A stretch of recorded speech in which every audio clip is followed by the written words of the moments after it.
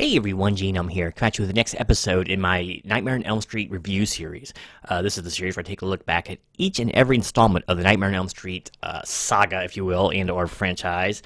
Basically just the whole movie collection. And see which ones hold up and which ones are just doomed for the dustbin of history. So, I've been a little bit tardy on getting these out super fast. This one, I was having a difficult time with it because my DVD drive on my computer would not play this disc. So normally I like to give lots and lots of clips throughout my video, and I won't be able to do that here. I had to get select clips from here and there, and so it won't be my normal standard of quality that I prefer, but you know, it is what it is. So maybe the words this time will speak more than the pictures. So it's just a quick apology ahead of time for that. But let's get on with the show. So if you were here last time, you saw me review Freddy's Revenge for Nightmare on Elm Street 2, an entirely forgettable, and hopefully you do forget it, installment in the series. No offense to fans of the film, it's just that the whole franchise works better if you even just remove it, which doesn't speak well of it, at least in my opinion. But, you know, I don't know, what am I going to say? It made money and people got to see Freddy more, so I'm sure it made people happy, but let me just say that I was very happy to be reviewing Part 3 now. So, Part 3, Dream Warriors.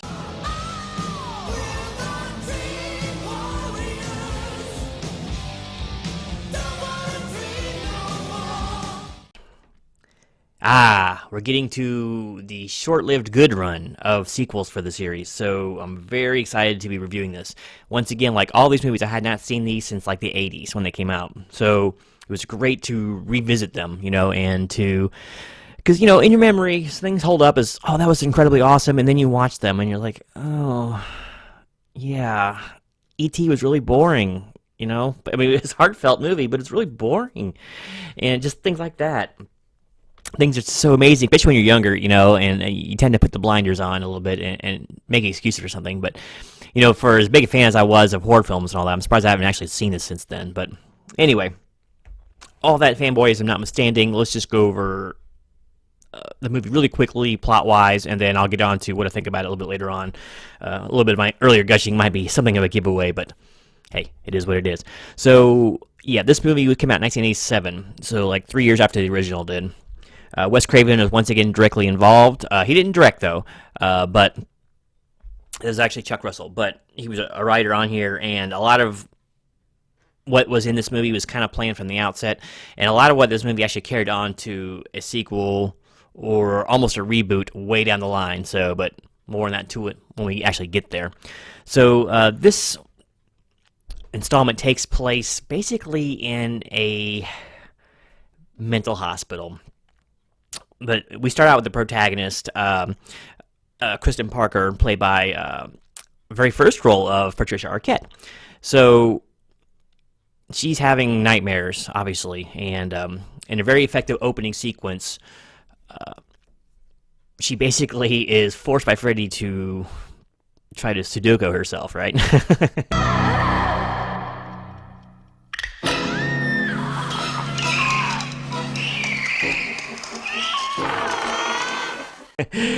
Not Seppuku, Sudoku, believe me.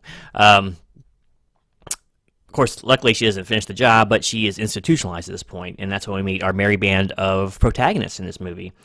Or should I say victims for the most part. So we're introduced to a ton of kids who are all having scorchingly bad nightmares. And it's almost brought all these kids together, this dysfunction, because no one else believes them. But these kids are all having similar dreams, and the kids are being offed like crazy, I guess. And these are the last of the Elm Street children. So yeah, they're suitably and understandably a little bit distressed, some more than others. You know, I won't list them all here because it would take a while to go through what I like and didn't like about some of the characters, but let's just say that they're all fleshed out fairly well, and eschewing just about every good slasher movie trope. These characters are actually developed fairly well. It's a nice departure. It also lends a little bit of weight to their unfortunate demise. He's no longer just a faceless camp counselor that we saw on screen for 10 seconds, you know, flashing a smile or telling a joke. These are, you know, vulnerable kids with a backstory, and you can really empathize with them.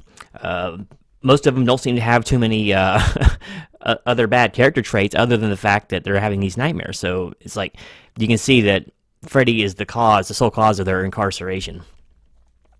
So so it's kind of another bad thing. So basically, they're put in a place they don't want to be just because they're having nightmares about a guy they don't want to be there. And of course, a lot of them are being killed because of it. And then no one believes them. So it's like, yeah, they're tripling down on bad luck. But so yeah, like I said, most of these kids are fairly well fleshed out. Let me get this off my chest right now and probably ruffle some feathers. For some reason, he has some sort of a cult following. And that's a character of Kincaid. I wish Freddy would have killed him.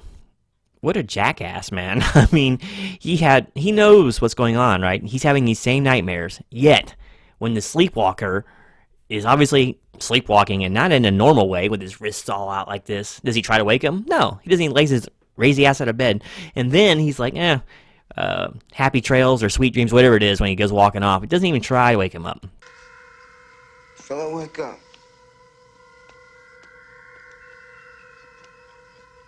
Have a nice stroll, asshole. You can see that it's established that because they're sleeping in two-to room, the other kids are working together in tandem to keep each other awake or wake each other up if they're having a nightmare. So one guy stays awake, one guy goes to sleep, right? So they can stay out of Freddy's clutches for too long. Oh, but not Kincaid. He just lets him walk to his death. So, yeah, good for you, Kincaid. I'm glad they killed you in part 4 early. But anyway, yeah, so, but like I said, all the kids are played pretty well. I don't know if there's a particular standout. The bad part is, I think the one that stood out the most, Philip, played by Bradley Gregg. He was the first to go, which was a shame, because he was the most interesting to me, actually, because he had like this, he was almost meta character. He's very intelligent, he's very witty, and he seemed to have this very easygoing style about him that just lent itself well to the character, and I was kind of sad to see him go first, but what a way to go. So yeah, they start this movie with a bang, right? So if you don't cringe when watching the puppet scene, shall we say, I don't know, you're just too numb to the horror genre, because that is one of the most wince-inducing, protracted kills you'll ever see in cinema.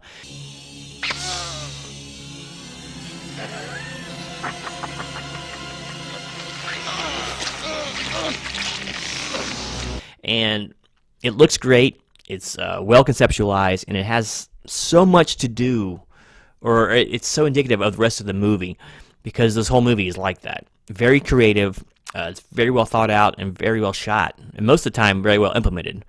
Practical effects notwithstanding. It had like a $4 million budget, so not a huge budget, bigger than what's been around previously, but there's a lot of grand sweeping ideas in this. And like the very first chase scene in the movie is the house looks great.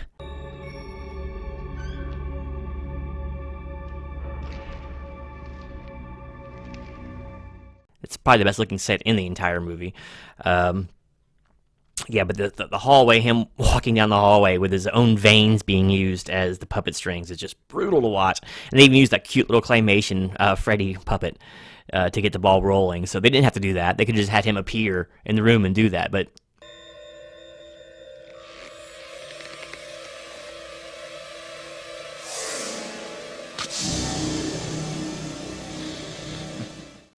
it just shows you the ironic part of Freddy's kills. This is when Freddy starts to get really ironic with his kills, is in this movie.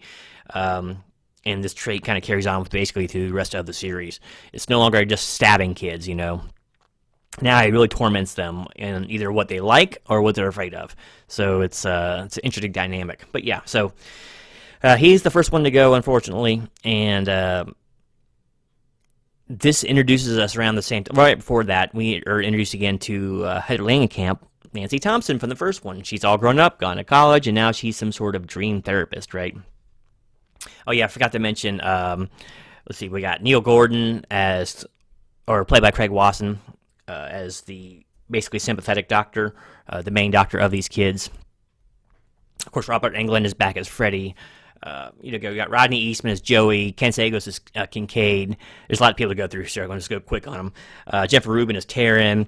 I already said Bradley Gregg as Phillips. Ira Hayden as Will, and the Game Master, the Dungeon Master. basically the dream magician role. Pretty funny. Penelope Sudrow as Jennifer. Welcome to prime time, bitch. You know, that kill. Even a young Lawrence Fishburne. There's much less of him in this movie, physically speaking, as an orderly Max.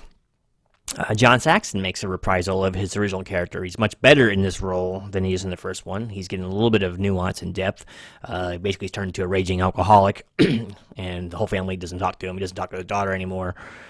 So there's that. And, you know, there's lots of other tertiary characters. There's actually a nun that's introduced earlier on in the movie, and she's seen throughout. And basically, she is the one who sets up Freddy's ultimate defeat. But so I get the cart too far in front of the horse. So, yeah, so Nancy shows up on the scene, getting back to all that.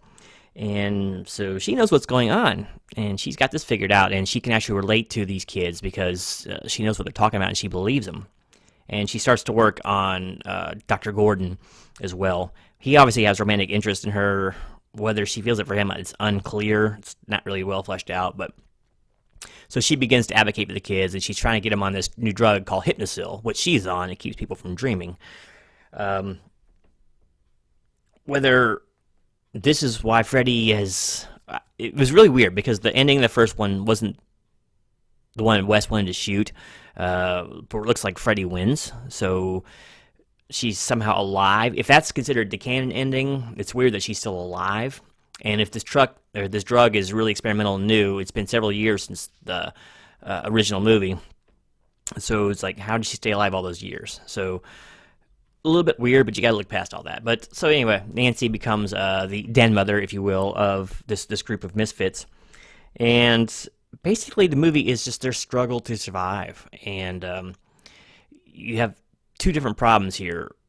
The first being, one, that they're working together somewhat, but they're not cooperating. You know what I mean?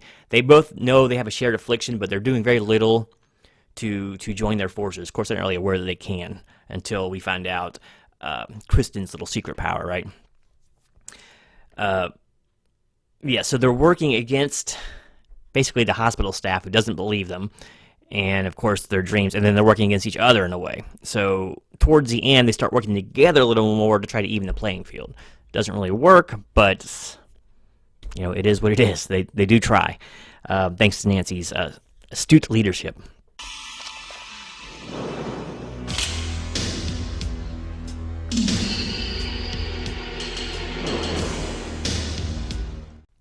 So Nancy, head Landcamp. I can't figure her out. A lot like the first film, she's really good in parts, and in some parts she seems very disinterested and distant.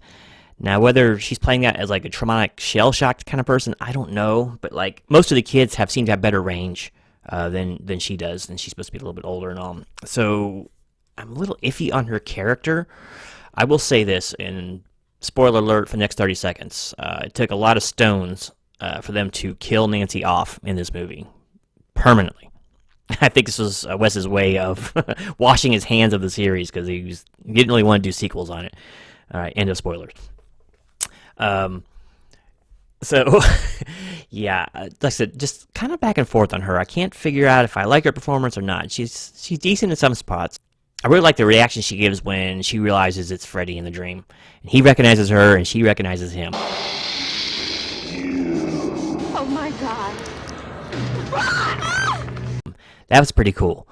Then she's like, all right, let's get it in gear. And she kind of takes over the situation well. But so basically, Freddy, in not keeping with his normal MO that we've seen in the past, takes a prisoner in Joey. In the sexy nurse seduction scene, he takes him prisoner and basically puts Joey's body into a coma. And so at the end, there's a mass hypnosis done, and they all try to go in together so they can team up and bust Joey out. And I'm not sure if they're going to want to defeat Freddy, but maybe they'll try while they're in there. And unfortunately, this doesn't work well. They've all discovered they have a dream power, but it's to no avail. They're in Freddy's world. One power is not going to do it, and he separates them immediately. So he's like, all right, it's easier to divide and conquer. You know, it's age-old strategy. Okay, asshole.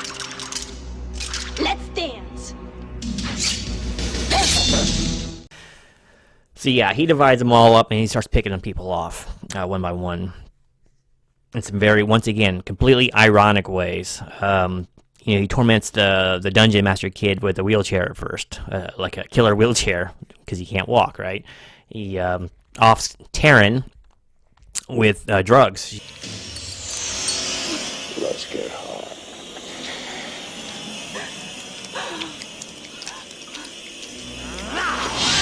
She's been shown to have a drug problem. Maybe that's the reason she was actually put in the first place. He does all the irony stuff. Like, even when he ties up Joey and keeps him hostage, he's tied up by tongues. Joey can't speak, right? So it's like irony 101 for the kills or imprisonments in this movie. Once again, Freddy. But so eventually they do meet back up again, and they kind of combine forces, and then they realize Freddy's just way too powerful. They can't do anything to this guy. Mr. Big Bad Tough Kincaid does nothing but hit Freddy once with a pipe, and that's the extent of his usefulness, right? And then Freddy's ready to then he shows him power and just lifts him up with one hand, and then Heather stabs Freddy and all that, and she's like, he's strong, he's never been this strong, and then Freddy has to do a little bit of exposition, like, the souls of the children give me strength. Souls of the children, give me strength.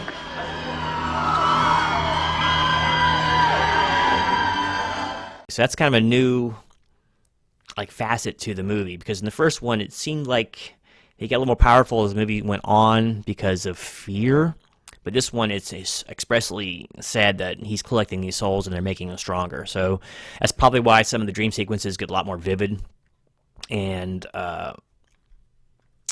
nightmarish, I guess you could say, toward the end or middle and end of the movie.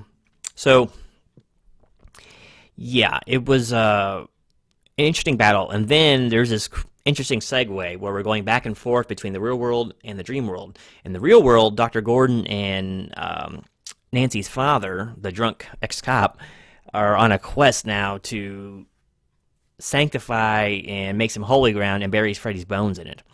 That's what the nurse has told him he needs to do in her rather, how should I say this, indirect way, but rather than just coming out and saying it, it takes a little while, but it builds a little ambiance, right? So they're out doing this. They went to the junkyard where they hid Freddy's body, and they're going to try and bury his bones. Well, apparently Freddy can reanimate his skeleton because we have like a very Sinbad and Adventures in the Seven Seas kind of stop-motion skeleton fight. Kind of cool, actually, if you think about it. Very inventive. This is pre-CGI, so they have to do what they have to do to make it look good. And then it's actually a lot more energetic than I remember it being. Like, there's a couple different fighting moves that the skeleton does, and I mean, it obviously looks a little bit hokey, but at the same time, it doesn't look too awful. It's inventive. Once again, it's inventive. So Freddy does pretty well, actually, in his skeleton form, and dispatches father with relative ease, and dispatches Dr. Gordon, and buries him with about 3 shovelfuls of dirt, and then stops. He probably should have sealed the deal there, but it is what it is. We have to have an ending of these somehow. So, long story short, I don't want to give away too much more of the ending. I want you to watch this movie for yourself. So, suffice it to say that things are found to help.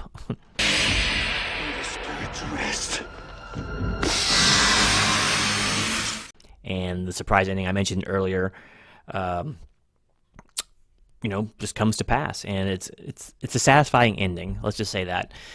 And it was meant to be a definitive one. From what I'm reading, is the light that comes on in the little miniature house. Oh, this is also a point in the series where Nancy's house, for some reason, becomes like the focal point of Freddy's mantra. This is where he always comes back from for some reason. I still don't get that. Whether it's the boiler room or Nancy's house, for some reason, it's always going back to that for some reason. But yeah, apparently that little scene was actually meant to say that in a scene that was either only storyboarded or maybe never shot, was Nancy was actually watching out for Kristen in this movie after the end. I don't know. Whatever the case may be, it's a very effective ending. I love the little. It's like an indicator that Freddy's coming back. But now that I've read about that other possible scene in there. That one's kind of cool too. So whatever the case may be, it's cool because the movie starts out with that little model, a popsicle house model, and it ends on that. So it's a nice little way to wrap everything up in a nice, neat bow, right? So yeah, that's basically Dream Warriors right there, and this movie is so good, and it's so much better than Part 2. You can go right from 1 to 3, and you will be missing nothing. Nothing. There's absolutely no carryover from Part 2, and, well, there shouldn't be.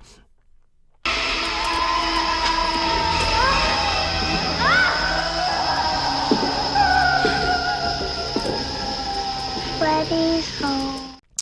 So, it's great just unless you're a completionist, there's really no reason to go out your way to go watch 2 before watching this one. You're not missing anything. This is definitely a continuation of the first.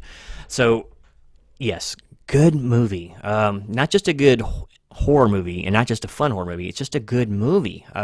Once again, it's shot well. Good camera angles. Decent budget. The effects are great in this movie. Yes, some things you can point out look a little dated and hokey, of course. Stop motion stuff always looks funny. Claymation is used in this movie. They went all the way back to like 1930s tech in this movie. I kind of dig it. It's just some really creative camera work and tricks that they use in this movie to pull off some of the cool special effects. You got the famous Freddy snake in this movie.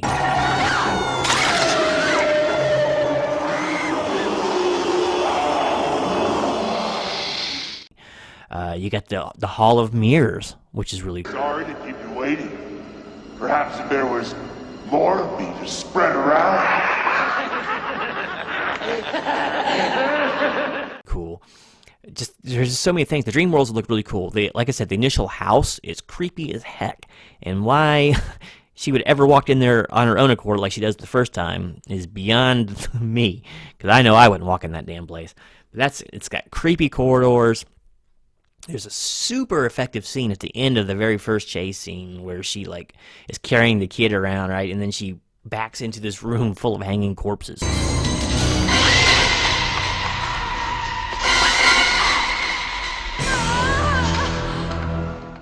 And these are apparently the corpses of kids that had died by his hand or whatever. So it was just really, really, creepy imagery. Nicely done.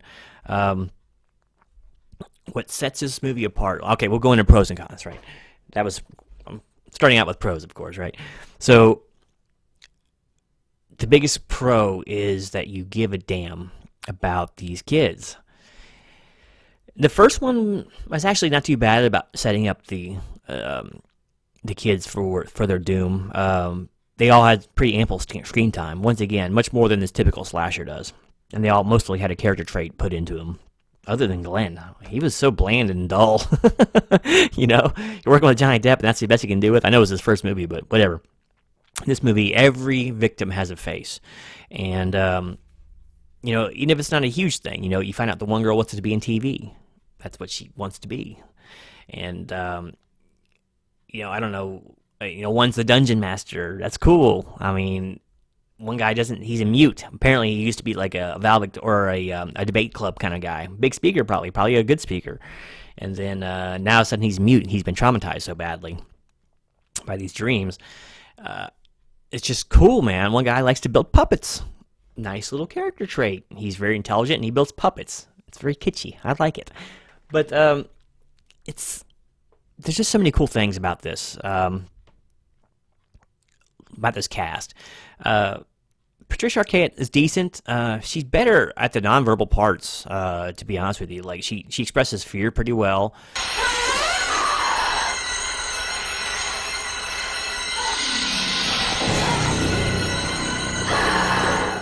And consternation and the confusion. Kristen!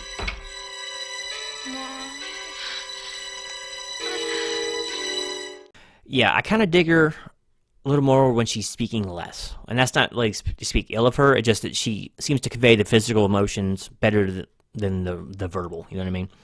So she makes a pretty decent final girl, but you can't really even call her a final girl because a lot of people actually survive out of this, surprisingly.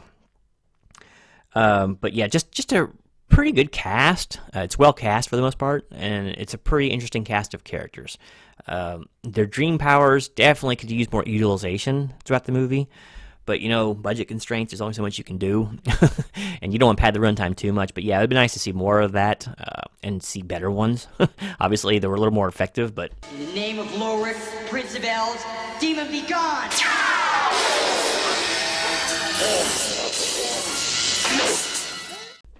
it is what it is. So the soundtrack and score is pretty good again, just like the first one.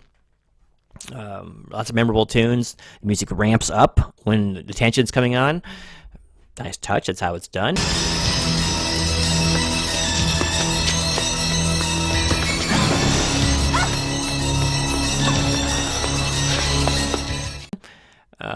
The effects look really good. Freddy's makeup looks great. Not much else to say, but like most of the sets looked really nice. The dreamscapes look pretty cool. I mean, they're really small and confined dreamscapes, but once again, constricted budget. You do what you can't do with what you have. Yeah, so just movie looks good. It's got a nice pace to it. There's a couple of scenes in there, like with Nancy and the doctor, that maybe could have been excised, like them having dinner and all that, and she's going over a few things. They probably could have just put that into a hospital scene. I mean, it doesn't bother me, but you always got to find some little issue, right? But, so there's a couple of draggy points, but not too bad. I probably list that in the cons, whatever, but Robert Englund's amazing in this, as per the course. I don't think he can play the character badly, and if he wanted to. And just an overall cool premise. A bunch of kids locked up together have to learn how to band together to survive. It's a great survival tale. So any cons that I have, Kincaid's being a dick at first was a big con. But in all seriousness, there's not too many to be had here. Like I said, a few of the effects can kind of come off a little bit cheesy, but I'm glad they're there. It's better to see even a somewhat cheesy effect than to have no effect.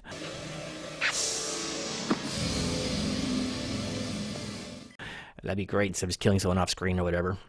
Oh yeah, I meant to say in the pros, very inventive deaths, and but this also goes a little bit to the con side, because this is where Freddy's ironic kills, like I mentioned earlier, start to really come into play hardcore. And I know a lot of people give Dream Master a really hard time about the comedic Freddy aspect being ramped up and supposedly born. Well, guess what? He's spouting off a one-liner for every time he kills somebody in this movie. And it's usually an ironic one, too. Sorry, kid. I don't believe in fairy tales.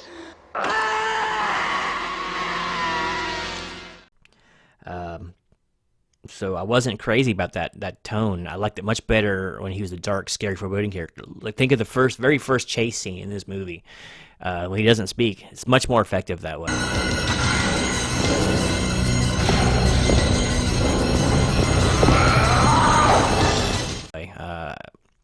Why they chose to turn him into a little more of a clown is, I don't know if they're just going for a more commercial aspect to help sell him better to the younger crowd or MTV generation, whatever. But it's a little off-putting, and it only continues on from this point. But yeah, but those who say that it was awful in Part 4 and non-existent, they always give 3 a break. And guess what? It's bad in 3 too. He's not putting on sunglasses or dancing around, But yeah, he's a jokester in this one too. So just this jokes are a little less ha-ha and a little more funny in an alarming way.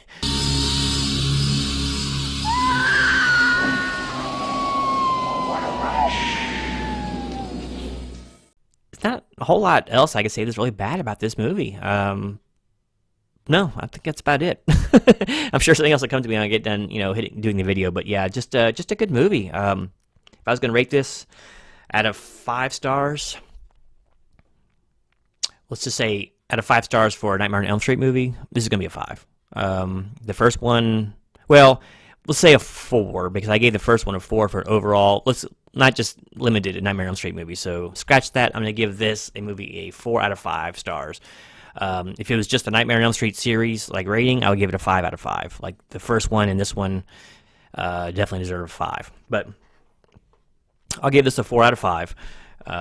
Great movie, definitely a must-watch for fans of the series, and even like not so great big fans of the movie. It's just a good movie. It just works. And if you can't feel like a little bit bad for some of the cast, you got no heart, I tell you. But yeah, so just good stuff to be had here, and definitely highly recommended. If you've seen the first one, there's no reason not to go back and find this one. So yeah, I highly recommend it.